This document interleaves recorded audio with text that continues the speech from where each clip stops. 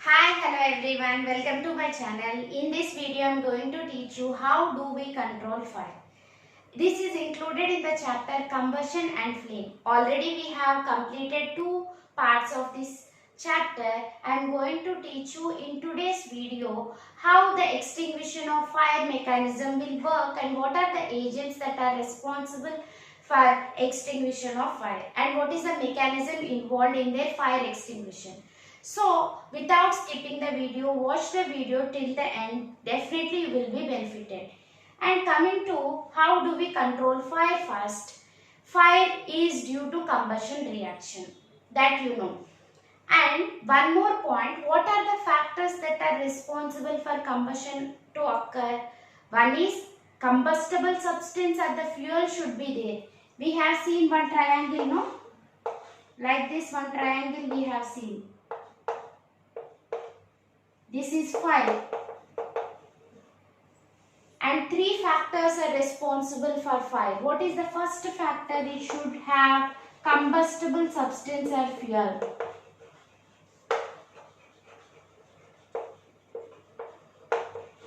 If combustible substance or fuel is there, then only combustion will occur. For the combustion reaction to occur, what is necessary? Oxygen is necessary. Oxygen is necessary. And one more point is, it has to attain ignition temperature.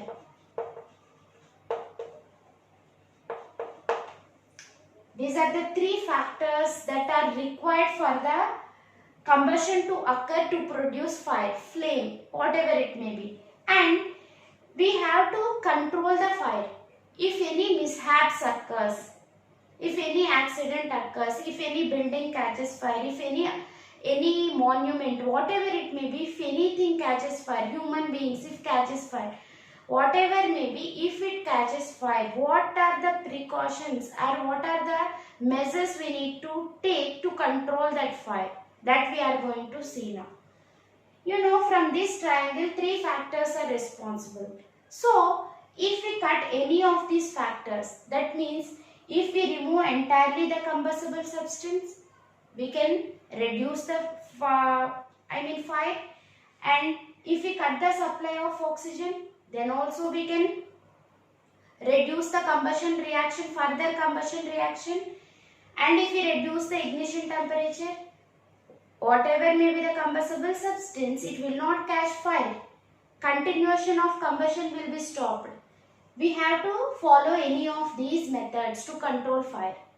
In most of the cases, it is not possible to cut off the combustible substance because, for example, if you take any building, if it catches fire, then building itself is a combustible substance. We cannot remove the building or we cannot demolish or we cannot remove it. So we have to follow either of these. We have to cut the supply of oxygen and we have to reduce the ignition temperature. These are the two options available. So this is how we need to control the fire. And what are the agents that are used to extinguish fire is the next point. What are the agents? The first agent is water. Water is the agent which is used to extinguish fire. How water helps in the extinguishing of fire? First of all, some area some building caught fire. Then the fireman will come and they will spray water. Okay? Then what will happen? With some force the water is coming through the hose pipes. Then whatever the water due to that fire, it will be evaporated. Yes, it will be evaporated and it will form as a blanket around the fire. Because of heat, what will happen? It will form as a blanket around the fire. As well as it will reduce the temperature. As it is forming as a blanket around the fire, it will cut the supply of oxygen. What are the ways in which water is used as fire extinguisher? First of all, it will cool. That means it will reduce the ignition temperature. Okay, cooling down. That means ignition temperature will be reduced. That is first one.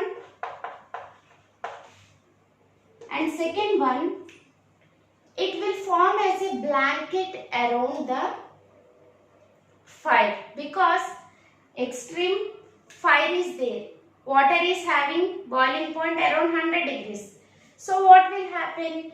It will convert it into steam, and steam will form as a blanket around the fire. Steam form as blanket. Okay, it has formed a blanket. So what is the use? It will cut the supply of oxygen. From air, oxygen will be taken by the fuel for the combustion reaction to occur. As it is forming as a blanket, it will cut the supply of oxygen. So, cut the supply of oxygen. In both ways, it is help in extinguishing fire. So this is the mechanism. But can water be used as fire extinguisher in all the cases? For example, if the fire happened due to electrical equipment, if we use water, what will happen? It will conduct electricity and it will cause harm to the people who are trying to douse that fire. Okay, that is one problem. And one more thing, damage of the electrical equipment may also occur. In case of electrical equipment fire, we cannot use water. And likewise, oils, petrol, any fuel, if it burns, then what will happen? Oil, petrol or any other fuel will have lower density when compared to water. So what will happen? Whatever the oil or petrol that is responsible for combustion to occur, if we use water as fire extinguisher, on the surface of water, this oil will float because oil is lighter. What is the use? The extinguishing is not possible because oil will float and continues to burn. That is the problem. So we cannot use water as fire extinguisher in case of electrical equipments as well as in case of fires due to fuels like petrol or oils. Okay. What is the alternative in these cases? The alternative in this case is carbon dioxide. Carbon dioxide.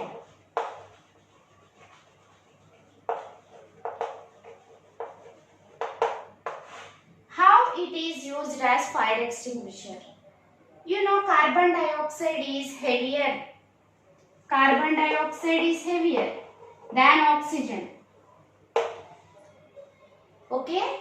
So it will also form as a blanket around the fire and it will cut the supply of oxygen. That is one method.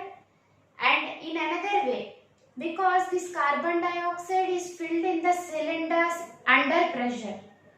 Under pressure, carbon dioxide is filled in the cylinders. Whenever the carbon dioxide from the cylinder is released, it will expand in its volume. At the same time, it will cool down. So it will cause cooling effect also. So it will reduce the ignition temperature also. In both ways, carbon dioxide helps in extinguishing fire. What is the first one? Carbon dioxide is heavier. So it will settle down and it will cut the supply of oxygen. That is one way. And what is the other case? Whatever the carbon dioxide that is available in cylinders, whenever it is released out of the cylinders, up to that time it is under pressure. Later on, due to the release, it will expand in volume and the temperature will also reduces. so it will give cooling effect. That means it will reduce the ignition temperature also. Ignition temperature will be reduced and it will cut the supply of oxygen. Generally available in the cylinder form. In cylinders it will be available. As well as we can also obtain carbon dioxide if we use large quantities of sodium bicarbonate, that is baking soda, or potassium bicarbonate. When in heating, what they will produce, carbon dioxide gas will be liberated. Okay. What are the points? It is also reduce the ignition temperature. It will also cut the supply of oxygen.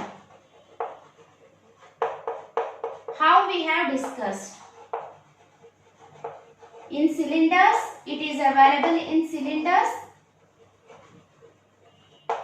as well as we can obtain when we use large quantities of potassium bicarbonate or sodium bicarbonate. Sodium bicarbonate is nothing but baking soda. Okay.